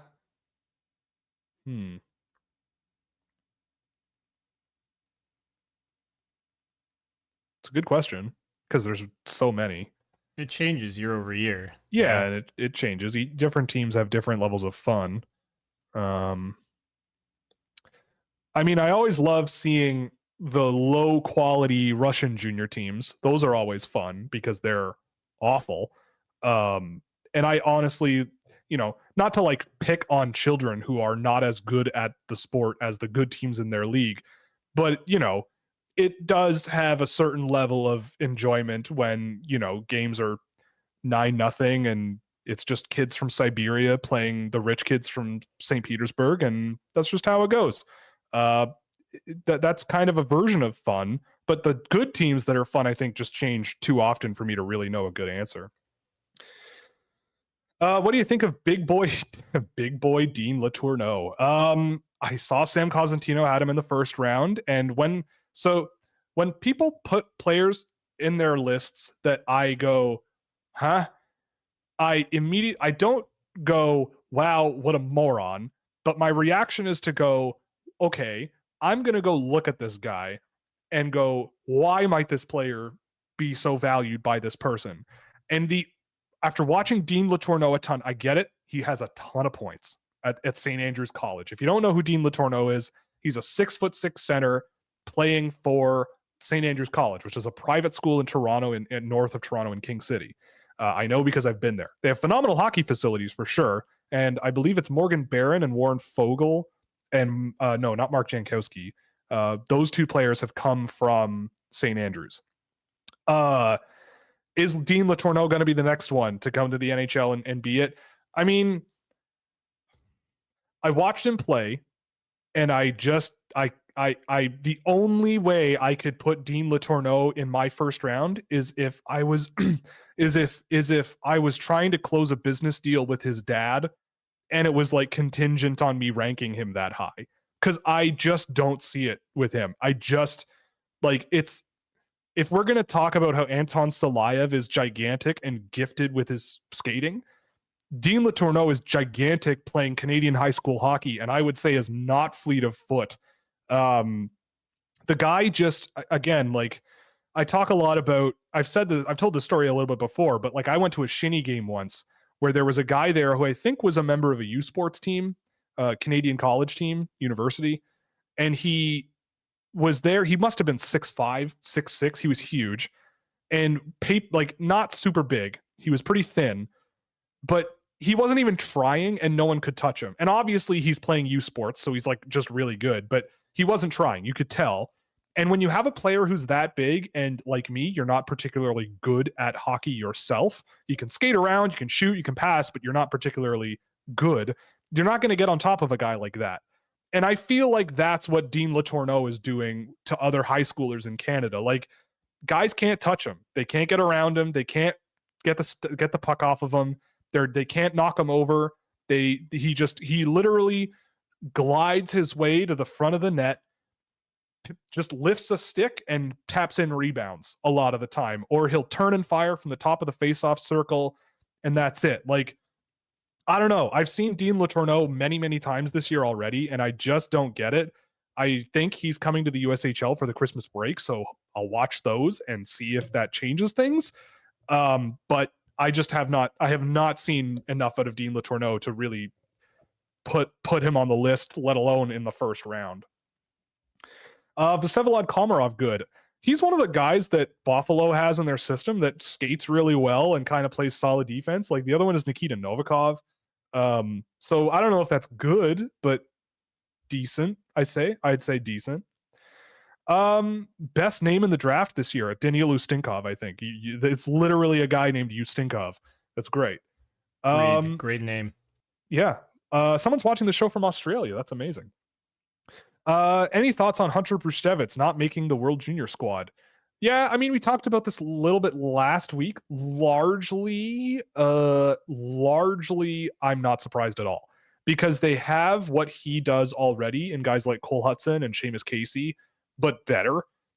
And I know we just talked about filling a team with skill, but Hunter Brzustewicz is a guy who, in my opinion, is not a particularly great defender, and a guy who really, really lacks foot speed and really, really lacks mobility. And And that's not a thing that you can really say, at least to the same extent as a guy like Seamus Casey or Lane Hudson. I forgot his name. Ooh, how could I forget his name? Shameful, I know. Will. I know. I'll let you out of your chains maybe later for penance. Can I have dinner, please? No. No. You get one frozen fish stick. I'm not even going to heat it up for you. That's horrid. Yeah. Freezer burned old fish sticks. Yeah, so I mean, in short, I'm not really surprised. I see the points. I see it. But again, when you watch hockey, it's especially for talent evaluation purposes, it's not always about points. It sounds crazy because he has a lot of points, but I don't know. I've always seen a guy who, again, a lot of his points also come on the power play. And as a defenseman, you have a lot of opportunities to score on the power play, and especially on a team as good as the Kitchener Rangers have been this year. So I don't know. I'm not surprised, really, I guess is what you're saying. Thoughts on Belarus as a development league? Daniil Karpovich went to Belarus for D+1. So the Belarusian Pro League is fine. I've seen quite a bit of it over the years. I mean, I'd say it's kind of on par to like a Slovakian league, maybe-ish. It's a smaller league, I think. They've got, I think it's at the lower levels. They have the junior league, the junior teams playing at those levels. It's a fine place to play. I'd rather have Daniil Karpovich there than in the MHL again, personally. So I'm glad that's the change he made. It's fine. It's a fine place to play hockey. I wouldn't say it's like spectacular. It's kind of like maybe a step below the Slovakian league, if not pushing it.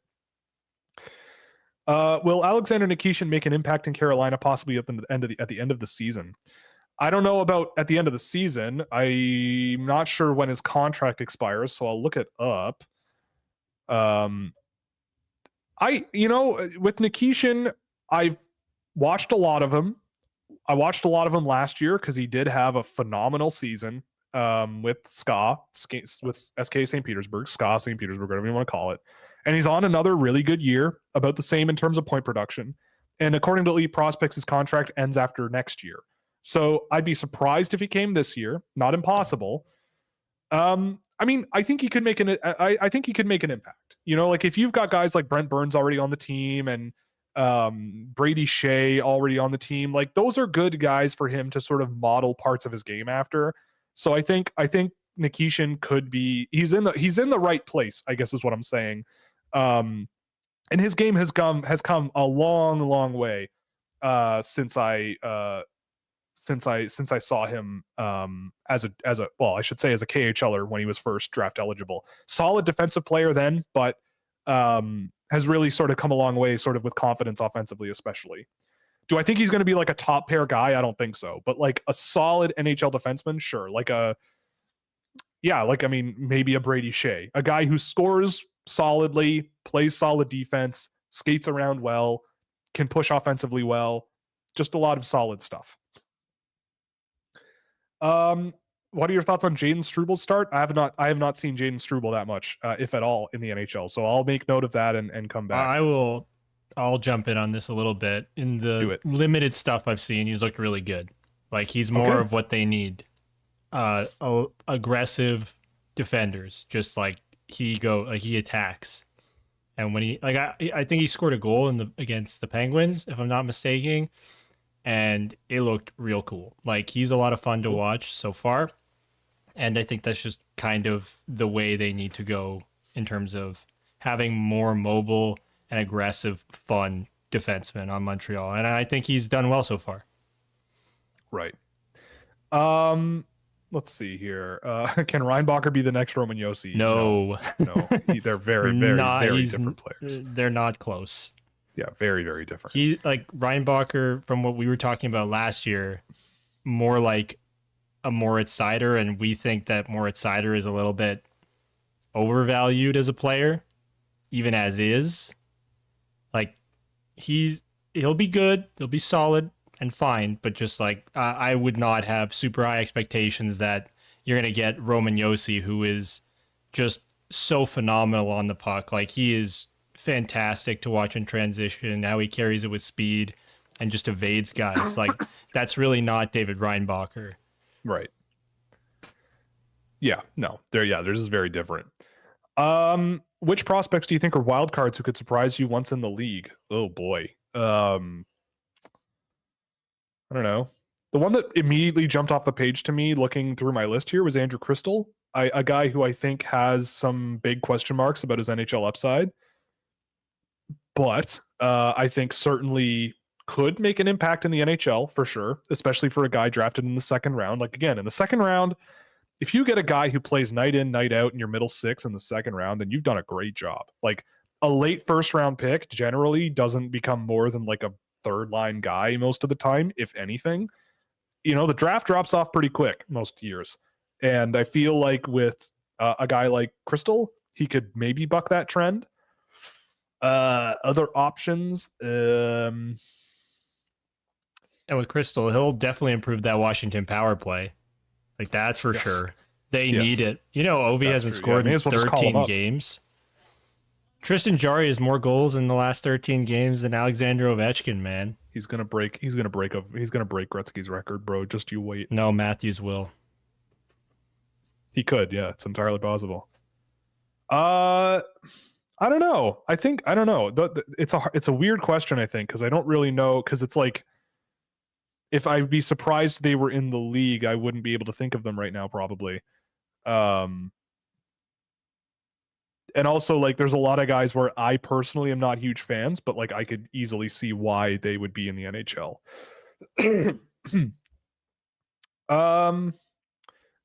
Yeah, Angus Crookshank, who is in the chat, Angus Crookshank NHL debut. He's not actually in the chat, I don't think. This person's been gaslighting me into thinking that he is Angus Crookshank for years. The years-long con, but I don't know. He was good though. I thought he was pretty solid last night for a guy playing what was it, 9 minutes or something, 8 minutes. He looked solid. Him and Schmeckel, Yuri Schmeckel. They were fun. Best name on the Sens. Yeah. Thoughts on Oliver Moore this season? Yeah, so obviously Oliver Moore has not really like produced a ton this year. Minnesota does have a really deep team, and obviously not making excuses, because guys who are teammates of his have gone on and like at Boston College have had phenomenal freshman years playing together.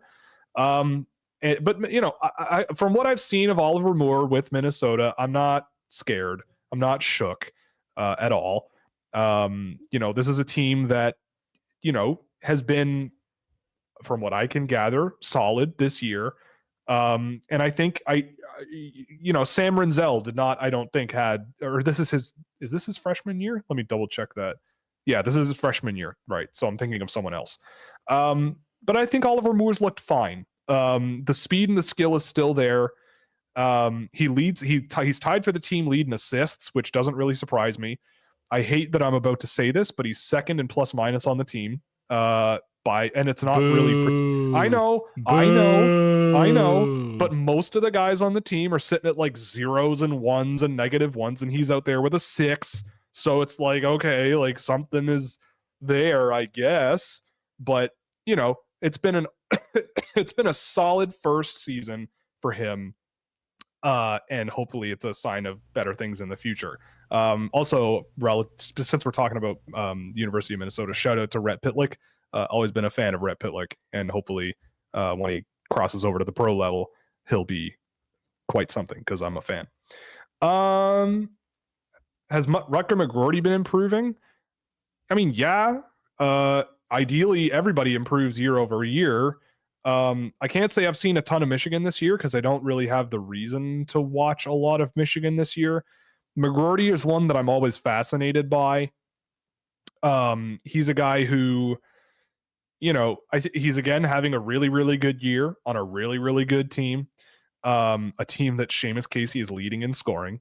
But I still feel like with McGroarty, like he'll be one of these guys, I think, in the NHL where you put him in the right situation and he'll be successful.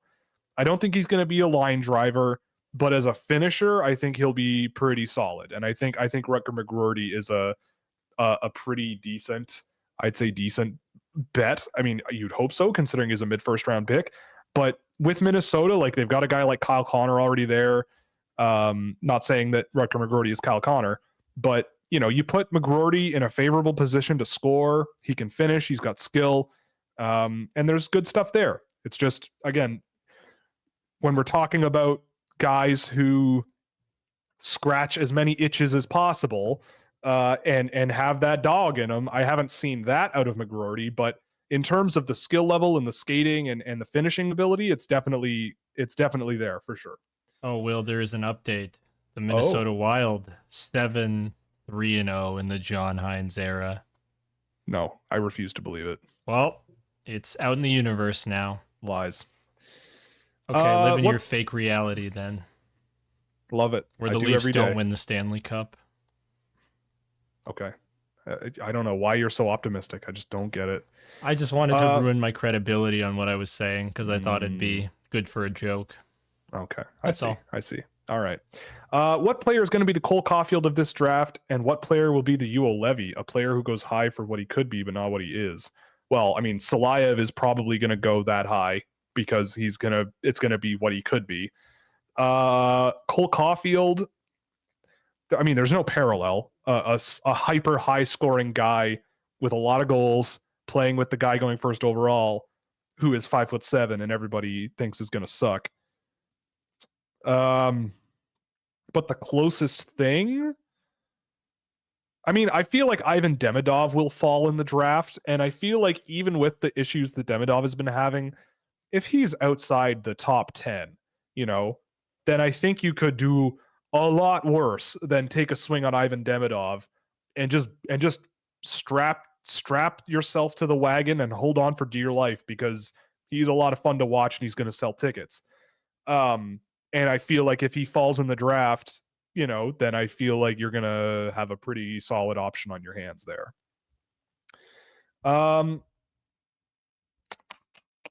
Let's see. What else do we have here? There's a Bergen question.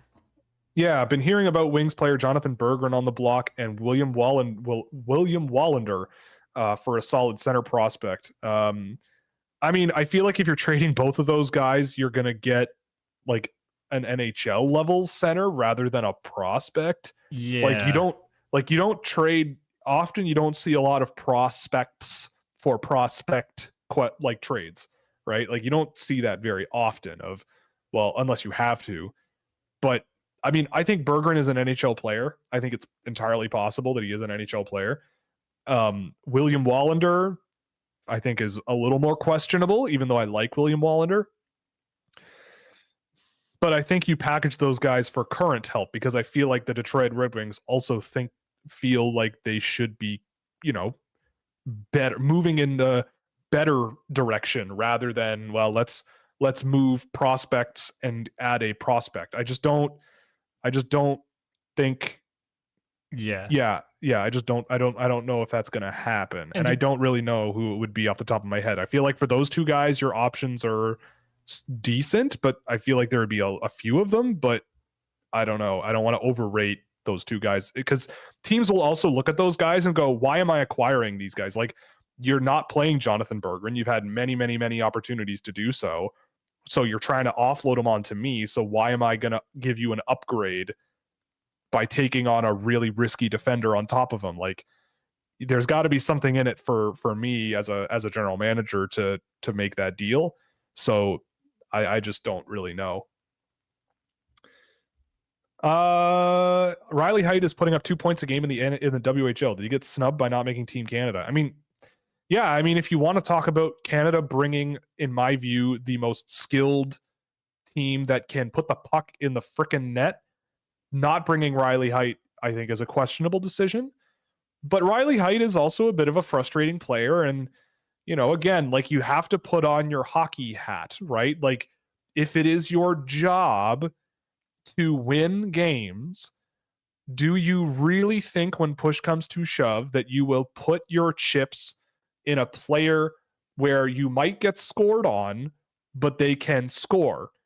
Or are you going to put your chips on guys who you think can prevent being scored on, who can bash a puck in the net and you grind out a 3-1 win, right? Like, I would say that according to Hockey Canada, at least, the prevailing opinion is the latter.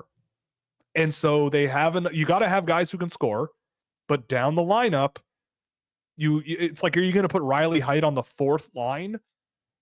I mean, in my world, you probably could, but not in a world where we live, I don't think. Not in this one, I don't think. I think they look at it and go, yeah, but a guy like, I don't know, Fraser Minton. Fraser Minton can eat the puck. He's a possession guy. He's a smart puck mover. He's not going to screw up. He's going to just be a guy, a safe, responsible, smart guy.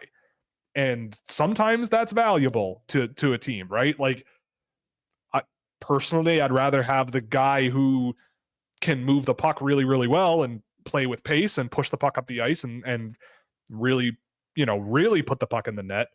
But, again, is Fraser Minton that much of a downgrade overall?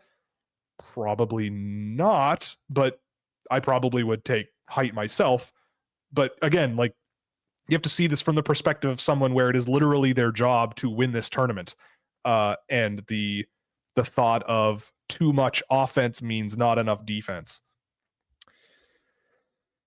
Oh boy, I am not going to lie. I am running out of steam here on the body thing, but I will answer a few more questions that I find interesting. Thoughts on Will Scahan? He's pretty okay. I have been meaning to do another game of him, so I can't really tell you.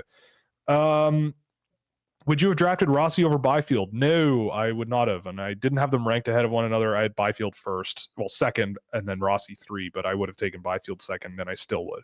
Also, to the guy who said DeBrincat only having 2 goals in the last 30 days, he has 2 goals tonight now. Hey, there we go. There you go. Yeah. Sam answered the question about Logan Sawyer, for sure. And slandered us in doing so. Whatever. We'll deal with that later. Oh my goodness. Doesn't Rocky have a robot butler in Rocky 4? He does. Rocky has a robot butler. I swear to God, everybody. That question is just energized, Will. Men, women, and children, go find a way to watch Rocky 4 like tonight. Do it. Difference between Caden Lindstrom and Quinton Byfield. I think Lindstrom is a little bit more skilled than Byfield was. Lindstrom, but they're somewhat similar, I would say. Like, there's echoes there. The issues are sort of hockey sense related. Lindstrom, I don't think, plays as strong as a defending role as Byfield did when he was in junior, but he certainly could, I think. But yeah, I think there's a bit more of a playmaker angle too with Lindstrom relative to Byfield. So similar players, but different little holes in their game. What could be the reasons not to draft Zeev Buyam? He's too fancy. He's too skilled. Doesn't hit hard enough. In my world, like, not the most laterally mobile guy, but it's not bad. I'm kind of nitpicking. He's one of my highest rated players.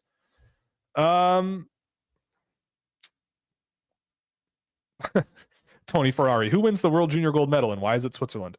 Yeah, definitely going to be Switzerland with Leon Mugli and Daniil Ustinkov hoisting the trophy themselves first. Oh my goodness, we have a listener from East Asia. That's pretty neat. I've never been to East Asia. I've been to Japan. I guess that counts as East Asia. I think that counts as East Asia. I don't know if I guess there's Southeast Asia, East Asia, maybe more Korea, Japan. Always wanted to go to Korea, never been. But Japan was out of this world. I need to go back to Japan. It was crazy. Oh, here's a great question. Why do you call Detroit, Will? Why do you do that? Because I'm from Toronto and a disgusting, disgusting Canadian. Hey, I'm from Toronto and I say Toronto, but I don't call Detroit like you do. I don't know.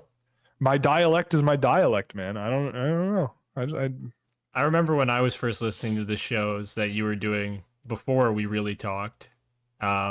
And hearing you say Detroit also bugged me a little bit too. Detroit. Detroit. There you go. You're getting it. Like the word detritus, but not the whole word. Detroit.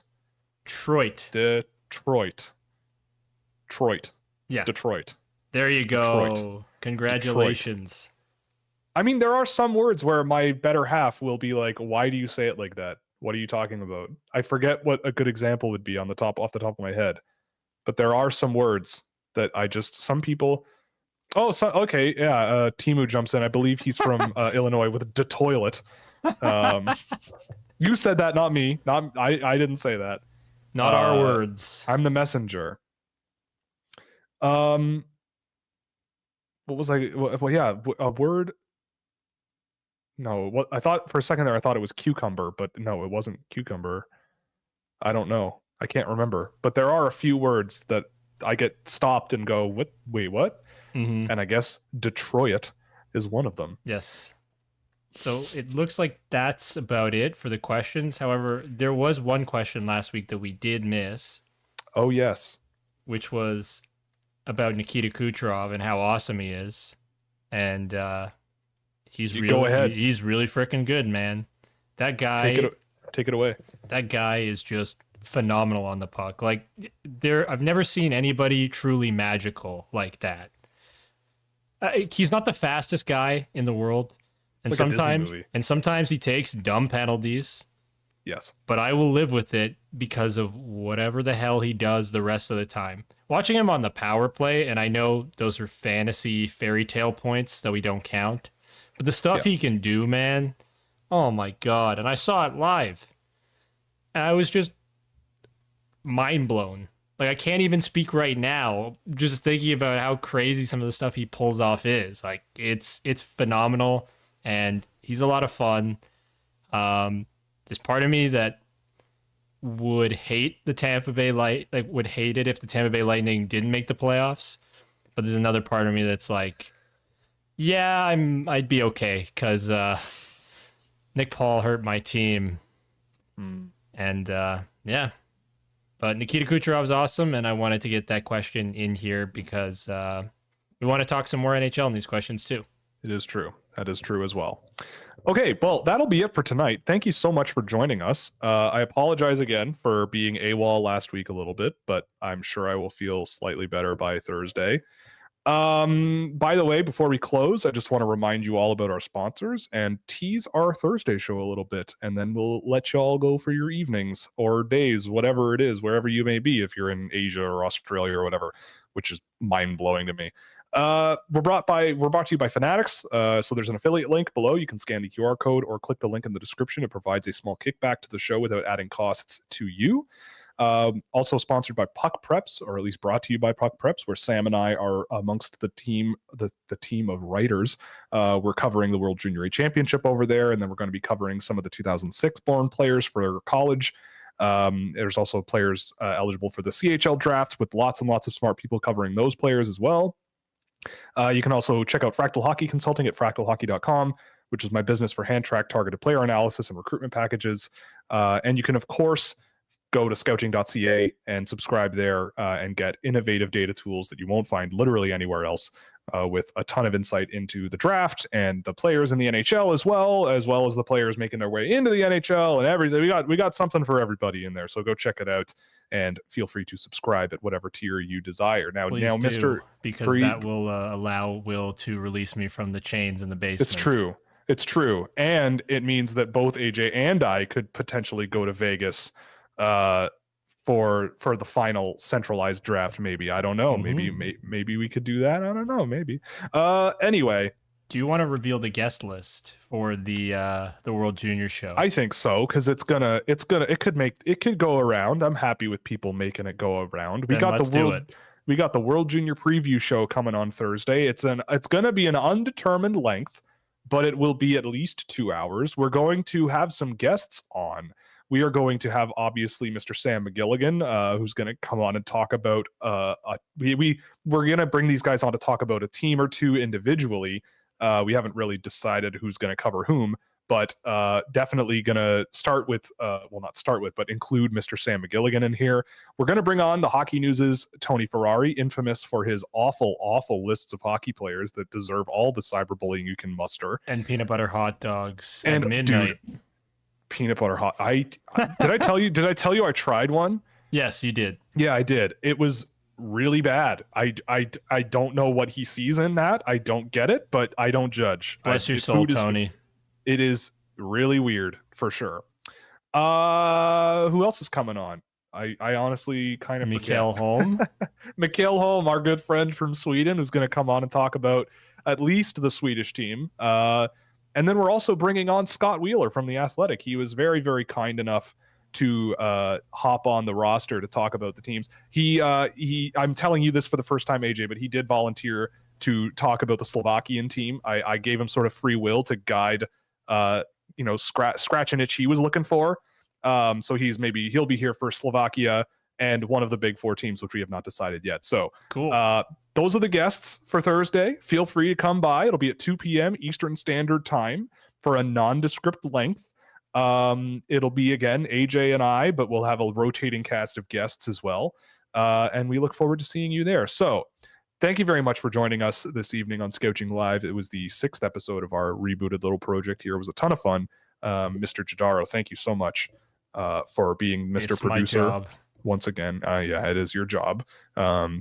If you listen really closely, you can hear him clanging the chains in the corner of the room. Really just trying to get me to sign off so that he can have his frozen freezer burnt fish sticks. I haven't been fed in 5 days. Before he goes to sleep for 2 hours, and I start making him cut clips from this and make YouTube shorts and thumbnails and graphics for Thursday. I just want to see the sun.